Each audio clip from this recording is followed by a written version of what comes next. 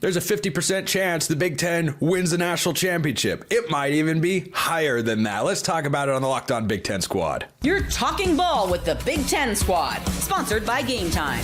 From USC to Ohio State, from Michigan to Oregon, from Nebraska to Washington, it's the local experts of the Locked On Podcast Network bringing you scoops, breakdowns, and the most comprehensive preview of the upcoming Big Ten weekend.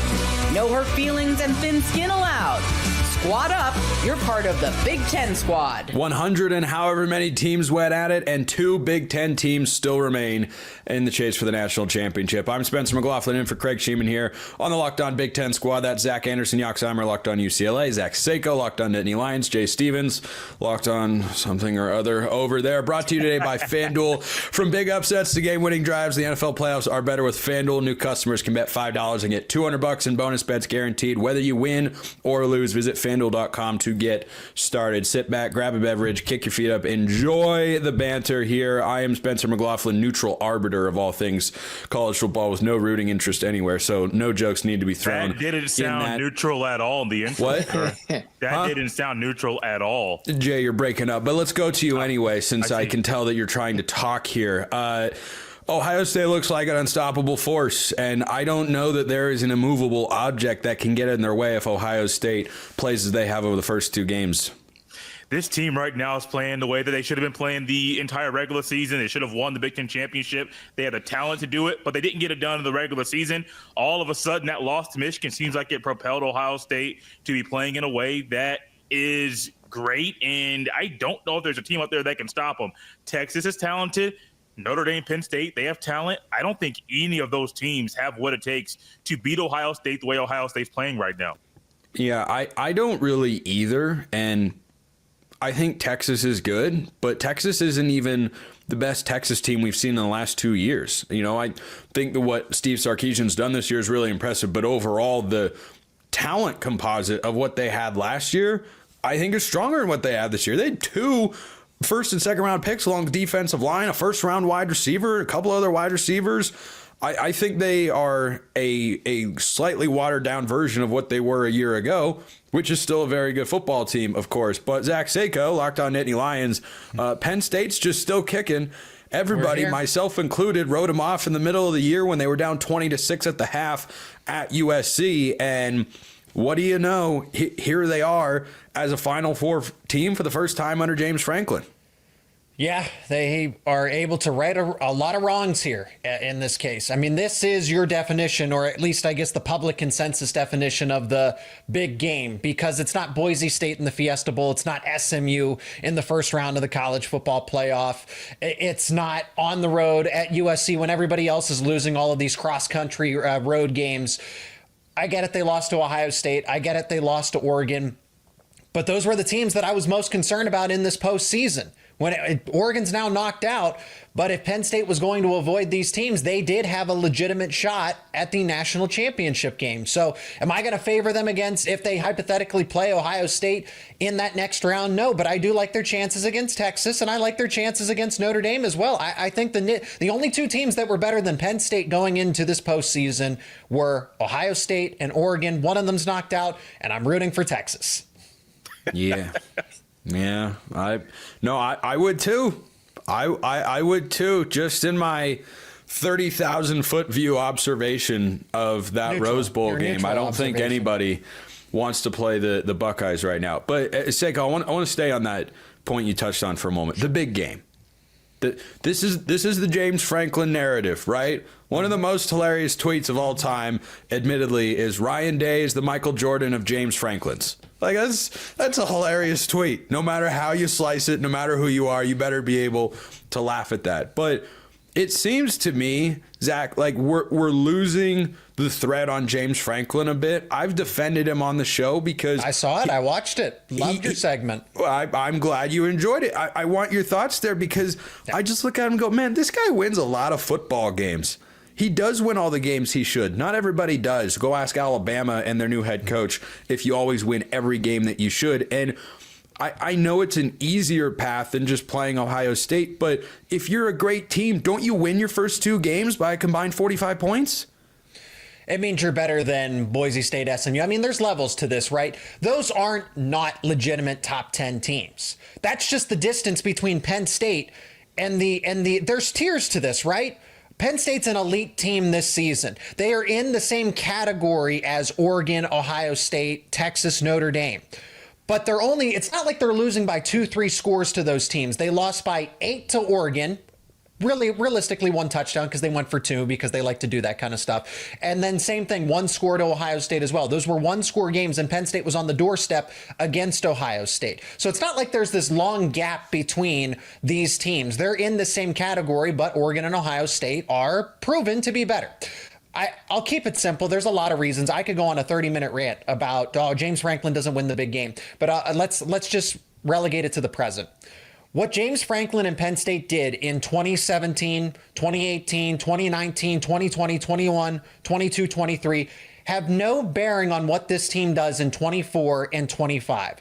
It is all about matchup. I do not care. It does not matter that Penn State and James Franklin lost to Michigan in 22 and 23. That does not affect them in how they play Notre Dame in 2025. And think about this, to build on that point, Seiko. They've got a new offensive coordinator. So you look at last year and say, look, they couldn't do it. They couldn't do it with the... Well, this version of Penn State came up 8 points short against Oregon, 7 points short against Ohio State, and has beat the daylights out of 2 teams that were ranked inside the top 10. So I just like James Franklin to get a little credit. Zach Anderson, Yoxheimer, Locked On UCLA. Hi. Rose Bowl was nice. Hi. I get to see that. Thank you for lending that. We forget there's games played in the fall. That things happen in the Rose Bowl. I promise you. Yeah. It is easy to forget that, but let's keep it on football. For UCLA basketball is good. No surprise there. I think that was the expectation coming into the year for the Bruins, but. In the football sense, new offensive coordinator coming over from Indiana after Eric Bieniemy relieved of his duties. I mean, what's the mood around the football program going into year 2 under Deshaun Foster?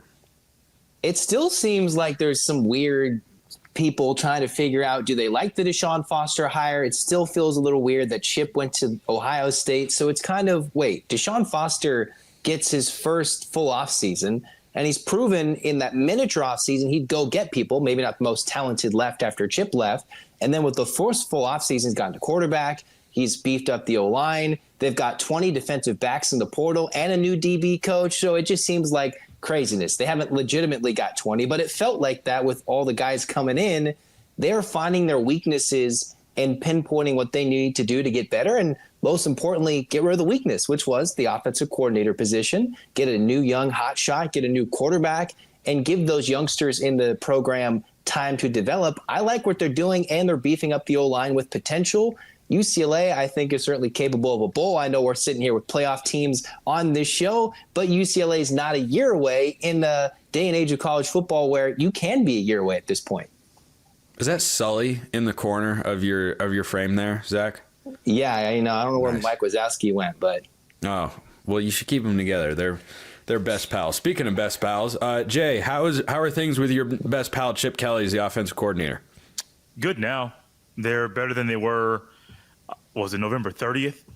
Things are going pretty well with Chip Kelly right now. He's doing what he should have been doing the entire time. I don't understand why they weren't a pass first team, but they are, and it's working out pretty well. They didn't put their best game plan together for Michigan. They fully expected that they could conceal their best plays and save them for the postseason. That's why they're on this tear. Part of the reasons, yes, they're motivated and have to prove all the naysayers wrong, but you don't put your best game. I don't care if it's the game. Chip Kelly definitely did not put his best game plan, best foot forward against a 6-5 Michigan team when you have postseason aspirations. Michigan had everything to gain in that game. Ohio State had at least something to save for the future. They're playing for a national title. Michigan is not. Michigan had everything to gain in that one, Seiko, and Ohio State did not have everything to lose because we expanded the playoff. There's my daily 12-team playoff jab. I'm done. I'm done with it for today until tomorrow. Yeah, we're going to expand it to 24. But wait till it's 32. By the way, for all the expansionists will make parity better automatically crowd, North Dakota State just won its 10th national championship in the last 14 years. FCS has a 24-team playoff, and they've had it for a very long time. Next, we're going to get to Seiko's game. We're going to talk about Jay's game as well, because those are, honest to goodness playoff games. That is coming up next. First reminder, this episode is brought to you by Rocket Money. Did you know Rocket Money can help you find subscriptions that you're paying for twice? How foolish would you feel to learn that? Well, Rocket Money can help you figure that out and be a personal finance app for you. It helps you find and cancel your unwanted subscriptions, monitors your spending, and helps lower your bills so you can grow your savings, which is always an important thing to be able to do. It brings everything together in one place, just like these squad shows. Brings all the hosts we can find in one place. And whether it's subscriptions, your spending habits, or even the goals you want to hit this year, Rocket Money has over 5 million users and has saved a total of 500 million in canceled subscriptions. That's like almost as much money as getting paid to coaches who have been fired in college football. Saving members up to $740 a year when using all of the app's premium features is why you should check them out. Cancel your unwanted subscriptions and reach your financial goals faster with Rocket Money. Go to rocketmoney.com/lockedon today. That's rocketmoney.com/lockedon. rocketmoney.com/lockedon. All right, rolling along here with the Big Ten squad. Spencer McLaughlin here in for Craig Shemon, Zach Anderson, Yoxheimer, Zach Seiko, and Jay Stevens. Not Jack Stevens. I don't even know who Jack Stevens is. But Jay, let's start Jack with Sawyer. You know Jack Sawyer, don't you? I'm pretty sure you know him pretty well.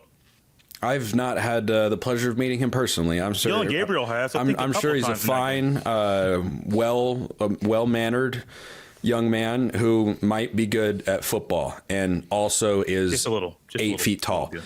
8 feet tall. So I want to talk about that side of the ball, Jay, because Ohio State going into this game against Texas, the attention is on the offense. Jeremiah Smith, I have no idea. Dan Lanning correctly said he's NFL ready right now. He is a true freshman. This is the position group that over the last couple of years in college football, I feel like has evolved the most to give not just the most high-level players in college, but that go on to the NFL. And Smith is going to be another one of those guys, to be sure. But this Ohio State defense, Jay, no one's talking about the masterclass of coaching that Jim Knowles cooked up against a team that torched him for 32 points, and Gabriel went crazy on October 12th.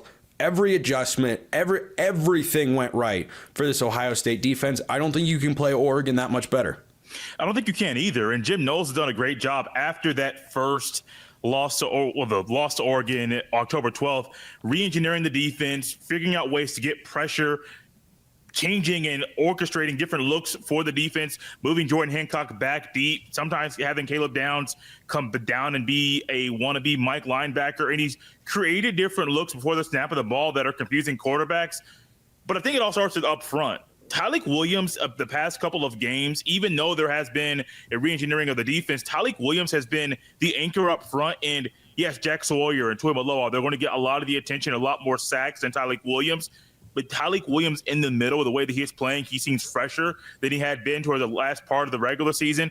And he is making a lot of noise in the middle, even actually getting some pressure in the middle and on the outside, looping around the defensive ends to really create havoc on the pass rush too.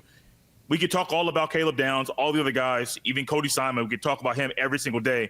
But I think it all starts with Tyleik Williams up front, and his presence has been felt, it has been known, and nobody has an answer for him. No sacks in the first game against Oregon, 8 sacks in the second game. And you went from over 100 yards rushing. Oregon outgained Ohio State on the ground in the first game. I forget exactly what the number was. It was close, but Oregon was around 5 yards a carry. They went for minus 23 as a team. That's sack yardage included. You take that out, and it was a whopping 20 yards for an Oregon rushing attack that had been good really all season long. So I agree with the Williams love there, but I thought the secondary was as much a cause of the sacks, frankly, as the defensive line was. 100%. I mean, Gabriel's trying to get to his third or fourth progression. Well, yeah, of course you're going to be able to get home if you're given that much time, if the coverage was that good. And that's why I highlighted Jim Knowles as having had such a great day on January 1st in Pasadena is when they were showing the replays, Dylan Gabriel's looking around, nothing's open. Correct. The right play call and the execution of it was there every single time. It was a coaching masterclass.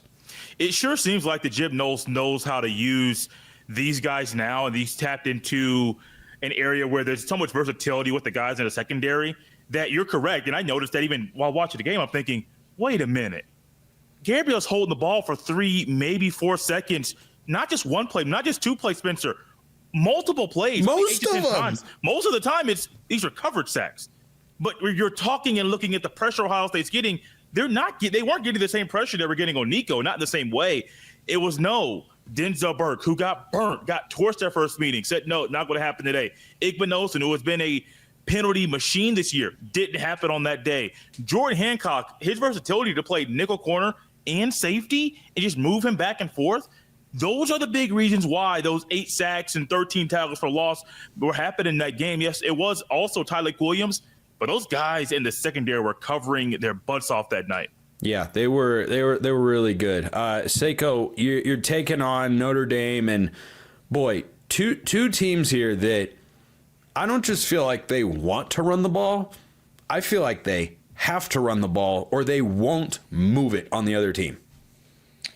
Notre Dame has to do that. Notre Dame can't throw football beyond 5 yards. What it seems like Georgia held them to 3.8 yards per attempt. I mean, that's just that's a testament to Georgia's defense still being as competitive. But even with, I mean, Notre Dame is why they are at this point is because of the defense. This is top 5 defense objectively, and they play ball control the time of possession. They have the ground game to just play keep away. But Penn State at least has a balanced attack. Drew Allar's better than Riley Leonard as a passer. They have Tyler Warren. Notre Dame doesn't have another option like that. If either of these teams get into a 2-minute drill at the end of the game, I don't know that Notre Dame can overcome that. Can they put together a drive when time is actually against them? Can they even play from behind? I'm not going to say that they are Boise State. However, to an extent, this is a one-dimensional offense. We have not seen what Notre Dame is like when they are playing from behind. And if Penn State can actually build a 10-point lead or something like that in the fourth quarter, because they're not going to build a 14, 21-point lead like they could against a Boise State or an SMU. But if it's a double-digit lead and Notre Dame's from behind, can Riley Leonard be a drop-back quarterback and will this team to victory? Probably not. So easier said than done, but that's the formula to beating this Notre Dame team, because if Penn State doesn't do it, Ohio State certainly will. And Texas would too. I think Texas would beat Notre Dame as well. So I agree with you that Penn State's passing game is stronger. What I disagree with is that Notre Dame's offense is one-dimensional. And what I mean is, yes, they're incredibly run-centric and run-driven, but they don't have one way to run the ball. That's true. I think they do a great job, and if Drew Aller were more of a runner, I think Andy Kotelnicki would do this a lot because he did it at Kansas when he was the offense coordinator with with Jalen Daniels, not Jaden Daniels, the quarterback. What that offense would be like with holy smokes! We'd be talking about Kotelnicki and Daniels. Boy, I bet you Daniels could win a Heisman Trophy or something. Yeah. So I think for Notre Dame, the health of Jeremiah Love, I think, is more important in this matchup than the health of Abdul Carter for Penn State. Because if you take Love out, I think Notre Dame's backup running back is good, but suddenly you're running Riley Leonard a lot, and you're going to give that Penn State defense more opportunities to get hits on him. And I don't think, he's a big, tough guy. I don't think you're necessarily going to be able to knock him out of the game. Not that they'd be doing that on purpose, of course, but you could just make him less comfortable throwing the ball because he might be dinged up a little bit after taking some shots running the football. Let me add to that as well, something that, probably in the Notre Dame circle is going to be discussed a little more, but Cooper Flanagan, second tight end for them. Mitchell Evans is kind of that all-encompassing. If he was healthier, recovered fully from that ACL injury, he'd be that kind of Tyler Warren comparable target. He does have that potential, but he's not 100%. Cooper Flanagan's their kind of their dirty work tight end. He is the blocking tight end. He's the reason why the ground game is so successful. He's out for the season. And then if you flip it over to the other side of the football, Howard Cross is dealing with injuries. Riley Mills is out. Those are arguably their 2 best overall defensive linemen. So these little things that to us, this is a big deal for the Fighting Irish. And these are impact players. So now you add Jeremiah Love. Now you add Cooper Flanagan, who's a big part of that rushing success. Then you add Howard Cross, Riley Mills. And you start to look around, okay, it's Abdul Carter. Abdul Carter's expected to play, but that's 4 impact players for Notre Dame at a not so timely game with Penn State, who just has Abdul Carter, probably not at 100%, but he's going to play and still be a pass rushing specialist. I think here the simple game plan for Penn State is if you shut down Riley Leonard as a runner, you can win this game. Zach Anderson, Yoxheimer, what do you think the odds are we see an all Big Ten national championship game? I mean, it'd be pretty interesting, right? The first year we had a CFP, it was a Big Ten team that won it. Now we have an expanded CFP. It's a Big Ten team. Might be an all Big Ten team. Does the Big Ten get to retcon that and say it was an all Big Ten national championship game then and last year? Because I watched the ACC once upon a time put up a graphic and say, congratulations, Katie Ledecky. You're an all-time ACC athlete and Olympian. I'm like, Katie Ledecky never swam a single moment in the ACC. A Sorry, Penn I just Stater had to has throw that made out every there. Super Bowl. Did you know that? A Penn State football player has been a part of every Super Bowl. Did you know that Oregon lost by 20 on New Year's Day in football and by 30 the next day in basketball? Man, Spencer, I don't know what he was doing those 2 days. Must have been rough. I'm surprised this wasn't a memorial. Locked on I Duck am Spencer. Spencer running the show. McLaughlin, neutral arbiter. Yeah, of I college wonder what football, you Locked see. on Ducks pillow Ducks fan. You know, I don't know where he's at. People are going after you on X too. Oregon. Some Oregon people aren't a big fan of you right now. Oh, wow. Yeah, I have the sorry, Yoxheimer, you were interrupted. I apologize for that. Continue, sir. Even though in you're the very big, rude. who would have thought? Like history repeats itself, right? Ohio State, when the first CFP happened, they were counted out, and then they went on a run, won the national championship. Now you go to this year where it seems like they're counted out. Could be the first, I believe, 2-loss regular season national champion with the CFP in play, if I'm not mistaken. You'd be correct. We take away the BCS days, right, with the LSU way back in the day. But this would be an interesting one where it goes all Big Ten. I don't know if I trust Notre Dame, but the defense was good and they did enough plays against Georgia. It would be fun, and it'd also be like the most unlikely scenario to see those two teams, because we would have expected that to be the Big Ten championship game, not the national championship game. Yeah, I mean, it was certainly supposed to be, but we got the second matchup regardless, and I think Oregon fans would look back and say, boy, wish that matchup would come in Indianapolis and not in Pasadena. And curious you bring up that 2014 season, first year they expanded the playoff, that if they hadn't that year, Ohio State wouldn't have been in, wouldn't have won the national championship. This year, no 12-team playoff. Ohio State is not in a 14 playoff this year, so perhaps fortuitous there for the Buckeyes. When we come back, we're going to talk about what it would mean for the Big Ten to win the national championship, whether it's Penn State or Ohio State, and we're going to get picks for both, I should say, semifinal games. That is coming up next.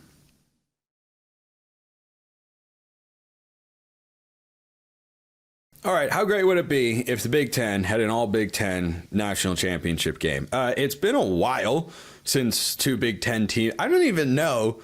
People who have perhaps, I don't know, been a part of this conference for longer than an hour could tell me the last time there was an all Big Ten national championship game. We have seen all SEC national championship games on multiple occasions, but I think it would be quite a statement in college football if no one is able to knock off Penn State, who people disregarded as, they're just Penn State. They're the same old, and then they're just in the national championship game. Zach Anderson, Yoxheimer, I'll start with you. I think that would be a pretty big statement for the conference. That'd be a big statement for, you got one coach who can't win the big game, gets to the big game in the national championship game. You've got the Ryan Day, Chip Kelly situation where they're mad at their offensive coordinator. They want to fire their coach for losing to Michigan. He could get to the national championship game. I wonder who, if they flame out in the semis, would get much more hate, right? What if they both flame out? What's the worst case scenario? Who would get more hate? That would be entertaining to see what happens, but they both make it. All the haterade everybody was drinking about these two guys, I would think would have to stop, mostly, right?